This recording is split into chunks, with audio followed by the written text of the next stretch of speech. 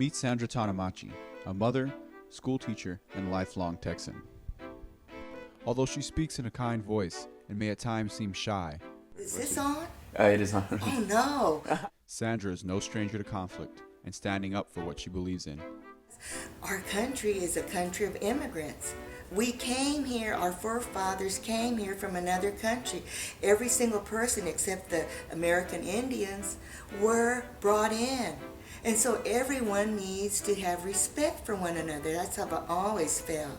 Everybody.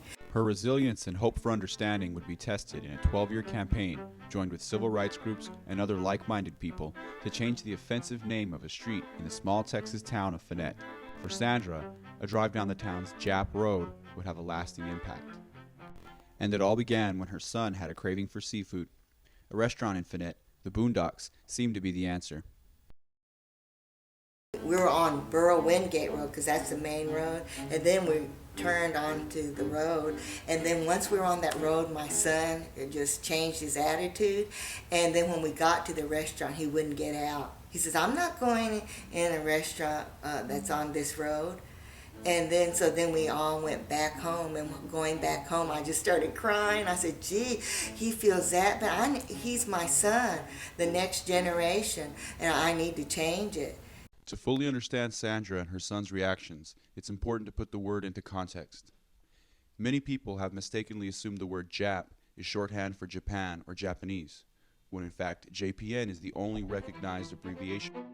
In 1986, the United States Congress put this idea into law, drafting the Concurrent Resolution 290, which recognized JPN as the appropriate abbreviation for the words Japan and Japanese.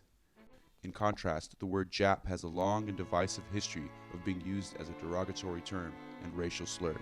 In the late 19th century, an influx of Japanese immigrant workers caused a panic over competition and a perceived threat to the standard of living.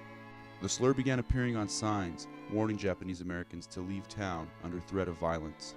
Prejudice and discrimination would only worsen in the coming decades.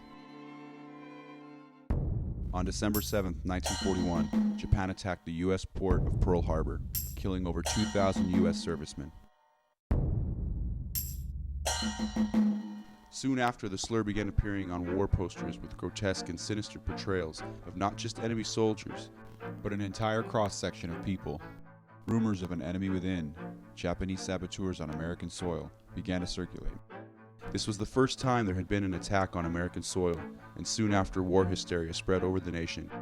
It reached its peak on February 19, 1942, when President Roosevelt signed Executive Order 9066, which authorized the imprisonment of 120,000 without trial or due legal process. Families were separated, businesses were lost.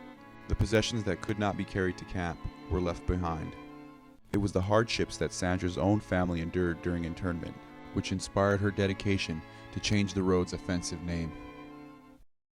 My mother said, without warning, FBI agents came to every one of their homes and just went through all of their drawers, everything, looking for, I guess they felt dangerous weapons or something that they could be using as spies. She was just shocked that had to happen because she and her siblings were Americans. That's all they knew was American. They had never been to Japan. Everything that they had worked hard for a lifetime of work, it was just gone. They had to leave it. Sandra's mother's family was then transported to an assembly center at Santa Anita. Originally a famous California racetrack, over 18,000 Americans of Japanese descent were forced into hastily converted horse stalls. Then they're placed in this horse stall, and she said you could still smell the manure. Elderly and babies became sick, because of it. A lot of people were so depressed being in the horse stall and not knowing what's going to happen to them next. Mm-hmm. And all of that time, she says, why? When we're law-abiding citizens. Even under these harsh conditions, over 30,000 men of Japanese ancestry, still feeling loyalty to the only country they'd ever known, volunteered for military service. Of those 30,000, over half had relatives or were themselves incarcerated in camps across the country. My father's 3 brothers were in the 442nd Regimental Combat Team. And then one uncle died there saving, and that's what he helped save Texans, the Texas 36th Division. The 442nd was a segregated, all-Japanese American combat unit that, in the words of General Jacob L. Devers, more than earned the right to be called just Americans. On October 29, 1944, Sandra's uncle, Sandra Tanamachi, led his squad over Hill 617, where the 36th Infantry Division, who were ironically from Texas, the same state that would later be home to the offensive Jap Road, were pinned down by heavy German artillery and cut off from Allied forces. The 442nd swooped down the hill to make contact with the lost battalion, but were flanked to their left by heavy German fire. One of their squad members was severely wounded. Facing 4 enemy machine gunners and 12 German riflemen, Private Tanamachi advanced forward to give aid to the wounded soldier. Just as Private Tanamachi reached his fallen comrade, he was fatally wounded and collapsed into a nearby foxhole. His squad, roused by the scene in front of them, looked to Private George Joe Sakata, Saburo's best friend and later a Medal of Honor recipient.